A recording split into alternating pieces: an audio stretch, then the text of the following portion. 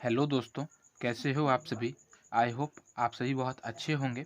तो आज इस वीडियो में हम बात करने वाले हैं एसएससी जेईई मेंस के रिगार्डिंग कुछ इंपॉर्टेंट पॉइंट्स पे और कुछ इंपॉर्टेंट टिप्स पे जो कि बहुत इंपॉर्टेंट होने वाली है आपके एग्ज़ाम पॉइंट ऑफ व्यू से। सबसे पहले मैं इस वीडियो का आपको एक ओवरव्यू दे देता हूँ कि इस वीडियो में हम लोग क्या-क्या चीज़ों के बारे में बात करने वाले हैं। तो सबसे पहले आप सभी को पता है कि हमारा जो मेंस का एग्ज़ाम है वो 6th ऑफ नवंबर को होने वाला है। और अगर हम बात करें कि हमें कितना टाइम मिला प्रिपरेशन के लिए, तो जी हाँ, बिल्कुल काफ़ी अच्छा खासा टाइम मिला है एग्ज़ाम के प्रिपरेशन के लिए, एसएससी जेईई मेंस के लिए। क्यों? क्योंकि कहीं न कहीं जो है हमारा जो है जून में ही एग्ज़ाम हुआ था प्री का, और वो भी स्टार्टिंग में हुआ था, है ना? ऐसा नहीं कि मिड में या फिर एंड में, एकदम स्टार्टिंग में ही हुआ था। तो स्टार्टिंग 5th, 6th और 7th जून को हमारा एग्ज़ाम हुआ था। तो कहीं न कहीं जो है 10th मतलब 10th ऑफ जून से में हम जितने भी लोग थे, हम सभी को पता चल गया था कि हाँ, हमारे मार्क्स इतने हैं और हम सभी जुट गए थे अपने एसएससी जेईई मेंस की प्रिपरेशन के लिए, है ना? तो वहाँ से अगर हम जोड़ें तो कहीं न कहीं हमें जो है 4-5 महीने तो मिले ही हैं, है ना? जून, जुलाई, अगस्त, सितंबर, अक्टूबर और नवंबर। नवंबर हमारा हो रहा है तो 1, 2, 3, 4, 5, हाँ, 5 मंथ हमें मिल रहे हैं, है ना? तो 5 महीने की हमें टाइम मिली है और जिसमें से अभी जो है आपके पास सिर्फ़ और सिर्फ़ 1 महीना बचा है ना? जो कि है अक्टूबर वाला। सितंबर भी अब निकल चुका है। अब इस 30 दिन में, क्योंकि ये 30 दिन ऐसे नहीं कि ऐसे सिर्फ 30 दिन है, ये 30 दिन में बहुत सारी चीज़ें हैं, बहुत सारे डिस्ट्रैक्शंस हैं, बिकॉज़ बहुत सारे फेस्टिवल्स आएँगे इस 30 दिन में।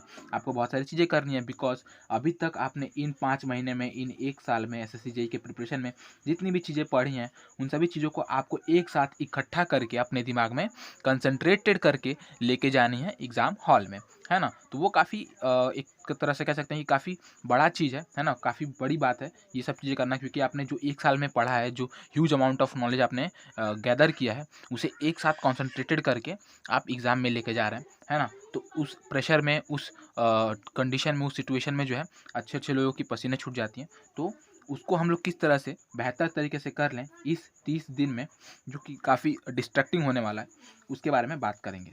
सबसे पहले what to do for selection, है ना? हमें क्या-क्या चीज़ें करनी है इन 30 दिनों में कि हम सिलेक्शन को कहीं न कहीं अश्योर कर सकें, ठीक है? और साथ ही साथ हम बात करेंगे कि क्या-क्या चीज़ें हैं जो हमें मिस्टेक्स नहीं करनी है, फिर मिस्टेक्स को हमें अवॉइड करना है, प्रिवेंट करना है ना?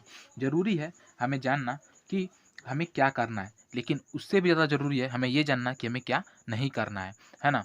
चलिए, तो हम बात करते हैं कि हमें क्या-क्या करना है। सबसे पहले तो व्हाट टू डू।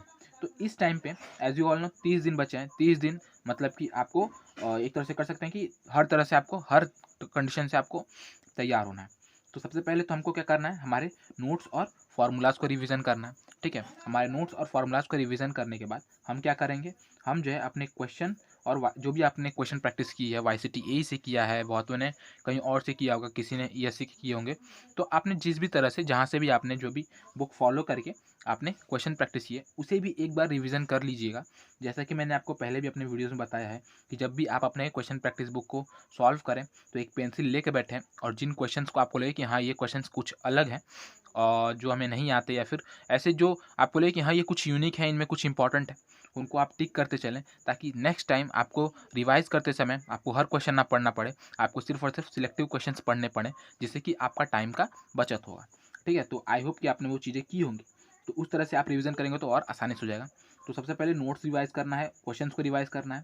साथ ही साथ टेस्ट की बात करें तो आपको जितने टेस्ट हो सके उतने टेस्ट देने हैं। इनके साथ-साथ full length test, chapter wise test, subject wise test, हर तरह से टेस्ट दे देने हैं, ठीक है? और अगर आपने दे लिए हैं तो उनको एक बार से देख लेना है कि आपने क्या-क्या गलतियाँ की थी, है ना? आपने क्या-क्या गलतियाँ की थी, ताकि वो गलतियाँ आप जो है एग्ज़ाम में ना दोहरा सकें। तो वो चीज़ें भी आपको देख लेनी है। साथ ही साथ जो है आपको एनालाइज़ करना है, ठीक है? एनालाइज़ करना है और पॉइंट आउट करना है आपकी मिस्टेक्स को इन्हीं रिवीजन के थ्रू, है ना? तो आपने जो टेस्ट दिए उनके थ्रू आपको एनालाइज़ करके पता करना है कि क्या-क्या जो है आपको जो क्या-क्या है जो आपको मिस्टेक नहीं करनी, ठीक है? अच्छा, ये सभी चीज़ें जो आप कर रहे हो ना, ये सभी चीज़ें करने के लिए आपको एक कंसिस्टेंसी की ज़रूरत होगी, है ना? क्योंकि काफ़ी बड़ी चीज़ें हैं और 30 दिनों में करनी है। मतलब कि आप कह सकते हैं कि आपको जो है, मैं करीब-करीब अगर नोट्स की बात करें तो हम 1 2 मतलब 1 दिन में अगर आप 2 सब्जेक्ट भी कंप्लीट करते हो, तो ठीक है। है ना।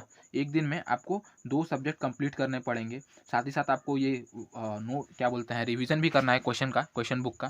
साथ ही साथ आपको टेस्ट भी देने हैं, है ना, उनको एनालाइज़ भी करना है। तो ये चीज़ें करने के लिए जो है काफ़ी आपको बहुत अच्छी एक स्ट्रेटेजी लगेगी, आपको एक प्रॉपर रूटीन लगेगी, एक कंसिस्टेंसी लगेगी, जिसके थ्रू जो है आप इन सभी चीज़ों को जो है स्मूथली कर सकें, आपको किसी भी तरह का ऑब्स्टिकल ना देखना पड़े, ठीक है। उसके लिए भी मैं एक प्रॉपर स्ट्रेटेजी लाने वाला हूँ, जिसके थ्रू आप जो है हमेशा मोटिवेटेड रहेंगे और जो है स्टडी में लगे रहेंगे। साथ ही साथ एक चीज़ और है जो कि है डेली डीपीआर। आप क्या कर सकते हैं, आप जो है हमारे व्हाट्सएप ग्रुप से जुड़ सकते हैं, ठीक है, हमारे टेलीग्राम चैनल से जुड़ सकते हैं, लिंक डिस्क्रिप्शन में दिया हुआ है। आप वहाँ से जुड़ के हम लोग वहाँ पे रोज़ रात को 9 बजे के बाद, ठीक है, अपनी डीपीआर पोस्ट करते हैं, यानी कि आज हमने क्या पढ़ा उसका progress report, daily progress report हम रोज़ अपलोड करते हैं, अपना बताते हैं कि हमने आज ये चीज़ें पढ़ाई की, जिसके थ्रू जो है कहीं न कहीं एक अथॉरिटी मेंटेन होती है कि हाँ, आज आपने ये पढ़ाई किया, कल आप ये करेंगे, अगले दिन आप ये करेंगे, और आपको भी लगता है कि हाँ, आज मैंने ये सब चीज़ें की, कल मुझे इसे और इंक्रीज़ करना है, मुझे और इम्प्रूव करना है, और आपकी कहीं न कहीं कंसिस्टेंसी मेंटेन होती है।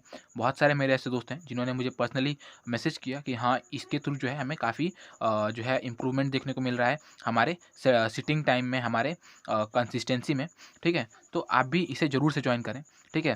चैनल को सब्सक्राइब कर लें, वीडियो को लाइक कर दें, है ना। कमेंट करें कि इन वीडियोज़ को और ऐसे कैसे और हेल्पफुल बनाया जा सकता है। साथ ही साथ व्हाट्सएप ग्रुप, टेलीग्राम चैनल, इन सब से जुड़ जाएँ, है ना।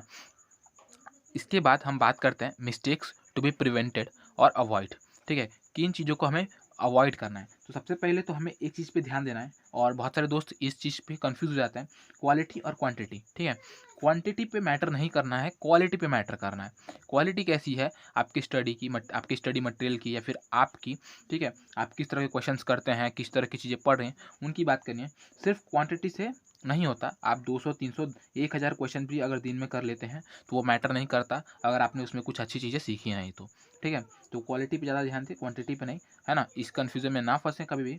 डिस्ट्रैक्शंस की बात करें तो बहुत सारी होने वाली हैं, एज़ यू ऑल नो कि आज के ज़माने में मोबाइल तो सबसे बड़ा डिस्ट्रैक्शन है ही है। साथ ही साथ जो है इस मंथ में, मैंने बताया कि अभी काफ़ी सारे फेस्टिवल्स हैं, ठीक है ना?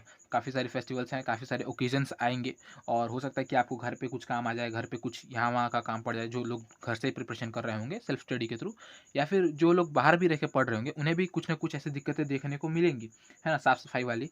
तो उससे भी आपको बचना है, और अपने इस समय आपको जो है अपने प्रिपरेशन पे ध्यान देना है, क्योंकि ये जो 1 मंथ होने वाला है, वो बहुत डिसाइडिंग फैक्टर होने वाला है ना? वही डिसाइड करेगा कि आपने क्या चीज़ें की, क्या नहीं की, है ना? क्योंकि इसी 1 मंथ में आपने जितना भी 1 साल में मेहनत किया है, उसे कंसंट्रेट करके, रिवाइज़ करके, ठीक है, एक कैप्सूल फॉर्म में करके आपको अपने ब्रेन में अपलोड करना है, आप कह सकते हो, है ना? तो ये चीज़ आपको ध्यान रखनी है। फिर demotivation due to low marks. बहुत सारे दोस्त ऐसे हैं जो डिमोटिवेट हो जाते हैं, ठीक है? जो टेस्ट को भी छोड़ देते हैं, टेस्ट क्विट कर देते हैं। उन्हें लगता है कि हमारे टेस्ट में लो मार्क्स आ रहे हैं, तो हम टेस्ट क्यों दें? हम डिमोटिवेट हो जाते हैं, या फिर डिमोटिवेट हो भी जाते हैं बहुत सारे दोस्त, क्योंकि कम मार्क्स आते हैं ऑब्वियसली। इतना पढ़ने के बाद भी कम मार्क्स आता है, तो लोग को लगता है कि हाँ, कहीं न कहीं कुछ दिक्कत है। तो दोस्त, डिमोटिवेट नहीं होना है, टेस्ट को छोड़ना नहीं है। आपको ये सोचना है कि अगर आपने 300 मार्क्स में लेट्स सपोज़ कि आपने 180 लाए, 200 लाए, ठीक है? जितना भी लाया, अगर उतना ला रहे हैं और जो चीज़ें छूट रही हैं, उनको आपको एनालाइज़ करना है, और ये सोचना है कि मैंने आज 100 क्वेश्चन सीखे, 100 मार्क्स के, यानी कि करीब-करीब 33 क्वेश्चन और सीखे, जिनमें से हो सकता है कि एग्ज़ाम में आ जाए और मैं वहाँ पे कर जाऊँ, है ना? आपको हमेशा पॉजिटिव वे में थिंकिंग रखनी है, क्योंकि इतना आगे आने के बाद आप पीछे नहीं मुड़ सकते, है ना? हमेशा पॉजिटिव वे में सोचना है, और देखना है कि आपने क्या-क्या और सीखा। ये नहीं से देखना कि आपने क्या गलतियाँ की। ऑब्वियसली गलतियों से ही आदमी सीखता है ना? गलतियों से ही आदमी सीखता है। तो जब तक आप मिस्टेक्स करोगे नहीं, तब तक आप सीखोगे नहीं, और अगर आप मिस्टेक्स कर रहे हो, मतलब कि आप सीख रहे हो, तो आप प्लीज़ अपने लर्निंग प्रोसेस पे ध्यान दें, सीखने पे ध्यान दें, ना कि मिस्टेक्स पे ध्यान दें, है ना? और हम सभी को पता है कि जब तक आप मिस्टेक नहीं करोगे, तब तक आप नहीं सीखोगे। तो मिस्टेक्स ही लर्निंग की कहीं न कहीं एक तरह से कह सकते हैं कि आप मदर है ना? जब तक आप मिस्टेक नहीं करोगे, तब तक आप लर्निंग नहीं कर सकते। अच्छा, इसके बाद ये तो बात हो गई कि इन सब चीज़ों की कि क्या-क्या मिस्टेक्स हैं, ठीक है? तो टेस्ट नहीं छोड़ना है, टेस्ट देते रहना है, डिमोटिवेट नहीं होना है, डिस्ट्रैक्ट नहीं होना है, और क्वालिटी पे ध्यान देना है, क्वांटिटी पे नहीं देना है। साथ ही साथ आपको जो है ये सब चीज़ें भी ध्यान देनी है कि क्या-क्या इस मंथ में आपको करना है, ठीक है? टेस्ट सारे दे देने हैं, जितने भी टेक्स्ट बुक पे है सब दे देने हैं, एवर एग्ज़ाम पे और भी बहुत सारे ऐप्स हैं जहाँ पे लाइव टेस्ट हो रहे हैं, वो सब भी दे देने हैं, है ना? रिवीजन कर लेना सब चीज़ें। साथ ही साथ मैं एक अभी अगले दिन या फिर कुछ ही समय में आपके लिए एक प्रॉपर डेली रूटीन और स्ट्रेटजी का वीडियो अपलोड करूँगा, जिसमें इन सब चीज़ों को किस तरह से इफ़ेक्टिवली हम कर सकते हैं अपने पूरे दिन में। क्योंकि ये इतने काम भी करना कहीं न कहीं आपको एज़ यू ऑल नो कि ये सब चीज़ें हम लोग काफ़ी टाइम में करते हैं, है ना? ये सारी चीज़ें काफ़ी टाइम टेकिंग चीज़ें हैं। ऐसा नहीं है कि तुरंत से हो जाती हैं या फिर सिर्फ़ देखने से हो जाएँगी। इनको करना पड़ेगा और इनको टाइम लगता है, ठीक है? तो इनको टाइम देने के लिए आप किस तरह से अपने दिन को, दिनचर्या को जो है एक तरह से मेंटेन कर सकते हैं, किस स्ट्रैटेजी पे वर्क करेंगे, जिसके थ्रू जो है आप इन सब चीज़ों को अचीव कर सकें और अपने सिलेक्शन को गारंटीड कर सकें। तो इसके बारे में भी हम लोग बात करेंगे अगली वीडियो में। तो आई होप कि आपको वीडियो समझ में आया होगा, सभी पॉइंट समझ में आई होंगी और आप इनको फॉलो करेंगे। जो जो भी मेरे ऐसे दोस्त हैं जो अभी इस चैनल पे नए आ रहे हैं, वो इस चैनल को सब्सक्राइब कर लें, वीडियो को लाइक कर दें, जिससे कि वो और हम दोनों मिलकर अपने इस सिलेक्शन की जर्नी को यादगार बना सकें और बेहतर बना सकें और साथ ही साथ सिलेक्शन को गारंटीड कर सकें। जो भी दोस्त ऐसे हैं जो अभी तक व्हाट्सएप ग्रुप या फिर टेलीग्राम चैनल से नहीं जुड़े, वो वहाँ से भी जुड़ सकते हैं और चैनल को तो सब्सक्राइब करना ही है ऑब्वियसली, क्योंकि हर चीज़ के बारे में यहाँ पे आपको गाइडेंस मिलने वाली है ना? तो ये हो गई आज की बात और आई होप कि आपको वीडियो पसंद आया होगा। So keep watching, keep learning. Thank you.